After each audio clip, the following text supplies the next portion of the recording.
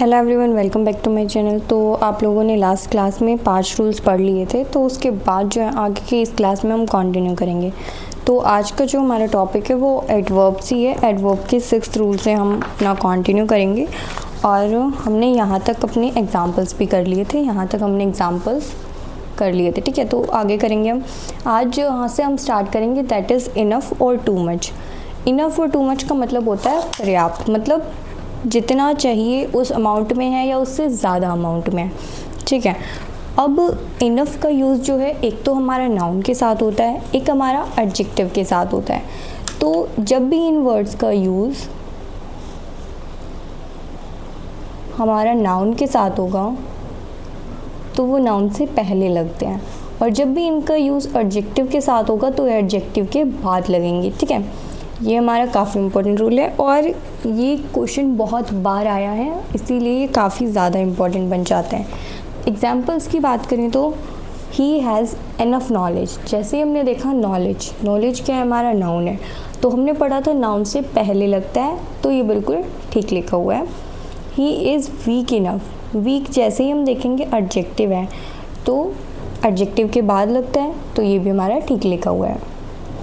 They are enough kind. Kind हमारा adjective होता है, तो वो इनफ काइंड हम नहीं लिख पाएंगे, हमें लिखना पड़ेगा काइंड इनफ, ठीक है। और उसके बाद हमारा एक ये बेसिक सा कंसेप्ट है मैनी और मच का। ये काफ़ी लोगों को पता भी होगा क्योंकि ये हम बचपन से पढ़ते आ रहे हैं। मच जो है हम नॉन का अनकाउंटेबल के लिए यूज़ करते हैं, और मैनी जो है हम काउंटेबल नाउन के लिए यूज़ करते हैं।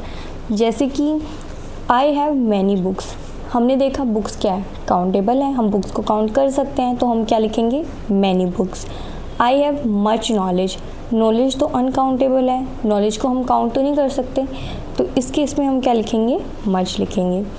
मच टू और टू मच, अभी हमने पढ़ा टू मच और इनफ, तो सेम मीनिंग होता है इनका, तो इनका यूज़ भी जो है उसी तरीके से होता है। तो हम देखेंगे, जैसे मैंने अभी आपको बताया था कि जब भी टू मच या इनफ आता है तो वो नाउन से पहले आता है, ठीक है। तो हमें यही याद रखना है कि जो टू मच है वो नाउन से पहले आएगा, लेकिन जो मच टू है वो जो है हमारा नाउन से पहले नहीं आ सकता है। अगर मच टू आपको कहीं भी लिखा दिख जाए तो इसका मतलब है उसके बाद आप नाउन नहीं लगा सकते हो, उसके बाद आप लोगों को नाउन के अलावा कुछ ना कुछ लगाना पड़ेगा, ठीक है। तो हम ये याद रख सकते हैं कि अगर हमें नाउन दिख रहा है तो मतलब टू मच आएगा, अगर नाउन नहीं दिख रहा है, कोई और पार्ट ऑफ स्पीच है, तो उस केस में हम टू मच को हटा के मच टू लिख देंगे। जैसे कि example, he is too much sad. Too much sad, sad मैंने देखा नाउन तो नहीं है, एडजेक्टिव है, तो जैसे ही मैंने एडजेक्टिव देखा तो मैं टू मच नहीं लगाऊंगी, मैं यहाँ मच टू लगा दूंगी, ठीक है। और he has much too confidence. Confidence हमारा नाउन होता है, तो मैं क्या करूँगी, मच टू को हटा के यहाँ पे टू मच कर दूँगी, क्योंकि अभी हमने पढ़ा था कि नाउन से पहले क्या आता है, टू मच आता है, ठीक है। उसके बाद नेक्स्ट कंसेप्ट की हम बात करते हैं, rarely, scarcely, बेयरली, seldom, never, बैरली, बेयरली, hardly. ये सारे ऐसे वर्ड्स हैं जिनका मतलब होता है ऑलमोस्ट नेवर। ऑलमोस्ट नेवर, और ये हमने पढ़ा था स्टार्टिंग में कि ये वो एडवर्ब्स हैं जो कि फ्रीक्वेंसी बताते हैं। तो ये सारे के सारे जितने भी एडवर्ब्स लिखे हुए हैं ये हमेशा हमारे मेन वर्ब से पहले आते हैं। अगर हमारे सेंटेंस में एक हेल्पिंग वर्ब है और एक मेन वर्ब है तो इनकी जगह इनकी पोजीशन कहाँ होगी, मेन वर्ब से जस्ट पहले। जैसे कि we have understood scarcely the matter, मतलब मैंने समझा है ना के बराबर मैटर को, तो हम क्या लिखेंगे, वी हैव स्कार्सली, मतलब मैंने ना के बराबर समझा है मैटर को। तो अगर हम पोजीशन चेंज करते हैं तो हमारा मीनिंग भी चेंज हो जाता है, इसलिए हमें पोजीशन सही लगानी पड़ती है एडवर्ब्स की। तो हम इस एडवर्ब्स को, मतलब जो भी फ्रीक्वेंसी दिखाने वाले एडवर्ब्स होते हैं उनको कहाँ लगाते हैं, मेन वर्ब से जस्ट पहले, ठीक है। Rarely have they understood the matter. अब ये क्या बताया जा रहा है, ये बताया गया है कि रेयरली क्या होता है, हमारा एक एडवर्ब होता है, और जब भी हम सेंटेंस की स्टार्टिंग एडवर्ब से करते हैं, हमने नाउन नहीं लिखा स्टार्टिंग में तो एडवर्ब से स्टार्ट किया। जब भी हम एडवर्ब से अपने सेंटेंस की स्टार्टिंग करेंगे तो हमें उसको इन्वर्जन में लिखना पड़ेगा। इन्वर्जन क्या होता है, हम पहले हेल्पिंग वर्ब लिखेंगे, देन हमारा सब्जेक्ट लिखेंगे, then main verb and then हमारा ऑब्जेक्ट। ठीक है, तो हमें क्या लिखना पड़ेगा, rarely have they understood the matter. उसके बाद कुछ हमारे एडवर्ब ऑफ इंटेंसिटी भी आते हैं जो स्टार्टिंग में भी हमने पढ़े थे, जिसमें हम पूछते हैं हाउ मच। ठीक है, यही पूछा था ना, कितना। तो कौन कौन से होते हैं हमारे एडवर्ब ऑफ इंटेंसिटी? सबसे पहले very, enough, much too, so, far, fairly और रेदर। अब मेन चीज़ें हैं, इनमें छोटे छोटे पॉइंट्स हैं, ये सारे हमें थोड़े से ध्यान से पढ़ने हैं क्योंकि इनका थोड़ा सा ही मीनिंग में डिफरेंस होता है, ज़्यादा डिफरेंस नहीं होता है, तो हमें बिल्कुल ध्यान से देखना पड़ेगा। थोड़ी देर के लिए आप बिल्कुल ध्यान से सुनना। ही इज़ वेरी टैलेंटेड, मतलब जब भी हमारा सेंटेंस पॉजिटिव टोन में लिखा हो और नॉर्मल लिखा हो, मतलब उसमें कुछ ज़्यादा और डिफाइन ना किया जा रहा हो या फिर नॉर्मल सेंस में बात चल रही हो जहाँ पे उसके अलावा कहीं भी टू, दैट ऐसे वर्ड्स यूज़ ना हुए हो, तो उस सिंपल से केस में जब पॉजिटिव सेंस मिल रही हो तो हम वेरी लगा सकते हैं। ठीक है, अब दूसरी बात आती है कि नेगेटिव सेंस है तो क्या हम वेरी लगा सकते हैं? बिल्कुल, पॉजिटिव सेंस में भी और नेगेटिव सेंस में भी हम दोनों केसेस में वेरी लगा सकते हैं, क्योंकि वेरी जो है हम दोनों के साथ यूज़ कर सकते हैं। इसका कोई खुद का वो नहीं होता कि भाई ये पॉजिटिव वर्ड्स है या फिर ये नेगेटिव है, ये हर तरीके के वर्ड को डिनोट करता है, उनकी फ्रीक्वेंसी को बढ़ाता है। तो वेरी हम पॉजिटिव के साथ भी लगा देंगे और नेगेटिव के साथ भी। आपने नॉर्मली भी सुना होगा, he is very talented, he is very smart, he is very corrupt. तो ऐसे वर्ड्स आपने पॉजिटिव में भी सुने हैं, नेगेटिव में भी सुने हैं, तो ये दोनों केसेस में ठीक है। लेकिन एक दूसरा वर्ड होता है फेयरली। अब फेयरली हमने बचपन में नोटबुक्स चेक होती थी, तब हमारे टीचर्स हमें गुड, फेयर ये सब लिख के देते थे। तो फेयरली कभी नेगेटिव वे में तो उन्होंने लिख के नहीं दिया होगा ऑब्वियसली, तो वो तभी फेयर लिखते थे जब हम अच्छा काम करके लेके जाते थे, मतलब हमारा काम ठीक ठाक होता था। तो मतलब हम ये अनुमान लगा सकते हैं उस चीज़ से कि फेयरली जो है हमारा पॉजिटिव सेंटेंस में यूज़ होगा, नेगेटिव में नहीं हो पाएगा। और नेगेटिव में फिर हम क्या करेंगे, नेगेटिव में हमें यूज़ करना पड़ेगा रेदर। ठीक है, तो अगर हम यहाँ पे वेरी नहीं लगा सकते, हमें ऑप्शन में वेरी दिया ही नहीं गया है, तो हम क्या करेंगे, हम लिख देंगे Fairlie, he is Fairlie talented. जब भी पॉजिटिव सेंटेंस दिखा फेयरली लगाओगे, और जब भी नेगेटिव दिखेगा ही इज़ डैश करप्ट, तो he is rather corrupt, he is rather corrupt, हम फेयरली करप्ट नहीं लिख पाएंगे। ठीक है, उसके बाद बोला जा रहा है कि he is dash talented that he can crack any exam. वो इतना टैलेंटेड है कि वो कोई भी एग्ज़ाम क्लियर कर सकता है। कितना टैलेंटेड है कि वो कोई भी एग्ज़ाम क्लियर कर सकता है। तो इसका मतलब ये है कि सेंटेंस में ये बताया जा रहा है कि उसकी एबिलिटी कितनी है, राइट। तो जब भी हमारा दैट कितने का जवाब दे, जब भी हमारा दैट जो है कितने का आंसर दे, तो उस केस में हम क्या लगाते हैं, सो दैट का पेयर को यूज़ करते हैं।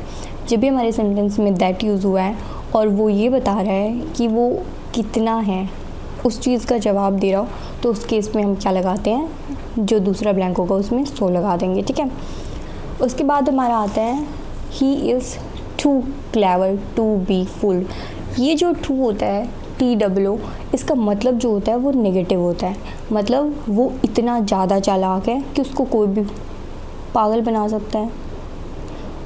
मतलब इतना ज़्यादा है कि भाई उसको कोई भी बना नहीं पाएगा, ऐसा बोलना चाह रहे होंगे। या फिर वो उसके पास इतनी ज़्यादा नॉलेज है कि वो किसी को भी पागल बना सकता है। मतलब जब भी इसका वर्ड का यूज़ होगा तो नेगेटिव सेंस में होगा, पॉजिटिव में नहीं हो पाएगा।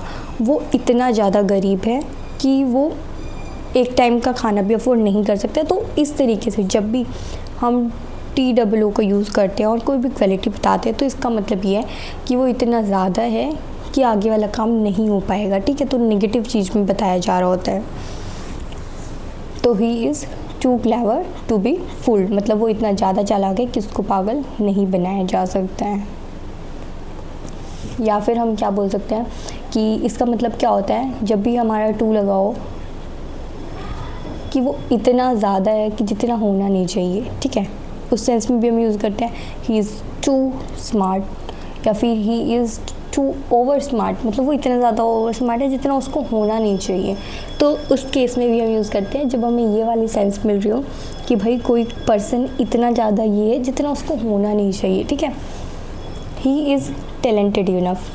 अभी हमने इनफ के बारे में पढ़ा था कि जब भी हमारा नाउन लिखा होगा उससे पहले यूज़ करेंगे, जब भी एडजेक्टिव लिखा होगा उसके बाद यूज़ करेंगे, ठीक है। इनफ का मतलब होता है पर्याप्त, ठीक है। उसके बाद हम एग्जाम्पल्स की बात कर लेते हैं। Ram is very poor to help you. जैसे ही हमने देखा टू लगा हुआ है तो हम वेरी नहीं लगाएंगे। उसके बाद हम आगे का सेंटेंस पढ़ेंगे, to help you with anything even even if he truly wants to. मतलब इस सेंटेंस को अगर हम पढ़ेंगे तो हमें मीनिंग समझ आ रहा है कि राम जो है इतना गरीब है कि वो तुम्हारी हेल्प चाह कर भी नहीं कर सकता है, अगर वो चाहे तो भी। तो मतलब इसका सेंस नेगेटिव आ रहा है, तो इस केस में हम क्या लगा देंगे, TOO, क्योंकि टू के साथ इसी का पेयर बनता है नेगेटिव सेंस में, ठीक है। देन उसके बाद नेक्स्ट एग्जाम्पल की बात करें तो Mohini often shows great confidence and is very visor then Lalita in group discussion when presenting her thoughts. मतलब जैसे ही हमने देखा very visor then Lalita, comparison हो रहा है, तो कंपैरिजन में हम वेरी तो नहीं लगाएंगे, कंपैरिजन में हम क्या लगाते हैं, मोर लगाते हैं। लेकिन यहाँ पे मोर का ऑप्शन तो है नहीं क्योंकि ऑलरेडी वाइजर लिखा हुआ है। मोर तो हम तब लगाते जब यहाँ वाइज लिखा होता है, मोर वाइज लिखते। ऑलरेडी कंपैरेटिव फॉर्म इन्होंने यूज़ कर दी है, वाइजर तो कंपैरेटिव कर दिए, तो हम इस वेरी को हटा देंगे। हम क्या लिखेंगे, Mohini often shows great confidence and is visor then Lalita. Comparison हो गया, नॉर्मल सी बात है। उसके बाद दूसरा केस आता है, अगर मान लो ये वाइजर दिया ही ना होता, हमारे पास बाकी के सभी ऑप्शंस होते हैं, तो उस केस में हमें क्या करना पड़ता, हम क्या करते, मोर तो हम लगा नहीं पाएंगे क्योंकि ER वाली फॉर्म ऑलरेडी यूज़ हो चुकी है कंपैरेटिव वाली। तो उस केस में हम क्या यूज़ कर देंगे, मच वाइजर यूज़ कर देंगे। क्यों, क्योंकि जब भी हमें कंपैरिजन करना हो और हमारे पास मोर का ऑप्शन ना हो, ER वाली फॉर्म ऑलरेडी यूज़ हो रखी हो, तो उस केस में हमारे पास एक ही चीज़ बचती है, मच, जिसको हम कंपैरिजन वाले सेंटेंस में यूज़ कर सकते हैं, ठीक है, और हमारा सेंटेंस रॉन्ग नहीं होगा। उसके अलावा बात करें तो ही सेल्डम और नेवर टेल्स लाई। सेल्डम और नेवर और सेल्डम इफ़ एवर, ये दो हमारी सेंटेंस होते हैं, दो क्लोज होते हैं, ये बोल सकते हैं। सेल्डम और नेवर का मतलब होता है कभी नहीं, और सेल्डम इफ़ एवर का मतलब होता है या तो मतलब या तो कुछ बोलेगा ही नहीं, और बोलेगा तो इतना बोलेगा मतलब जितना बोलना ही नहीं था, तो मतलब वो वाली सेंस हो जाती है कि मतलब या तो बिल्कुल नहीं या तो इतना ज़्यादा। और सेल्डम और नेवर का मतलब होता है कभी नहीं, ठीक है। तो एग्जाम्पल की बात करें तो सबसे पहले हम नोट डाउन कर लेते हैं,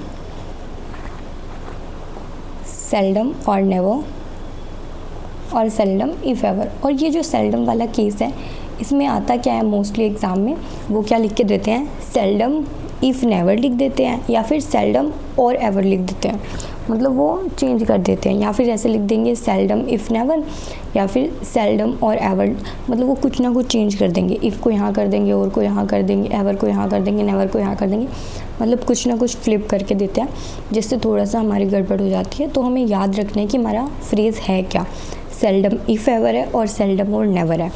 सेल्डम और नेवर का मतलब कभी नहीं है, और सेल्डम इफ़ एवर का मतलब है या तो बिल्कुल नहीं, और जब स्टार्ट होता है तो इतना ज़्यादा, मतलब अगर कोई बोलने के सेंस में बोला जा रहा है तो या तो वो बिल्कुल नहीं बोलता, और बोलता है तो वो बोलता ही रहता है, ठीक है। एग्जाम्पल की बात करें तो ही सेल्डम और एवर टेल्स द ट्रूथ। अभी हमने पढ़ा था और के साथ नेवर का पेयर बनेगा, सेल्डम और नेवर टेल लाइज, मतलब वो कभी भी झूठ नहीं बोलता। ही सेल्डम इफ़ एवर टेल्स लाई, इसका मतलब क्या बनेगा, या तो वो झूठ बोलता ही नहीं है, और बोलता है तो इतना बोलता है कि कोई हद ही नहीं है, ठीक है। तो गाइज़ आज की क्लास में हम इतना ही रखते हैं, बाकी का ये वाले कंसेप्ट से हम कल स्टार्ट करेंगे, और तब तक आप लोग अपना रिवीजन करते रहो और अच्छे से आप लोग अपनी तैयारी करते रहो। All the very best guys for your upcoming exams.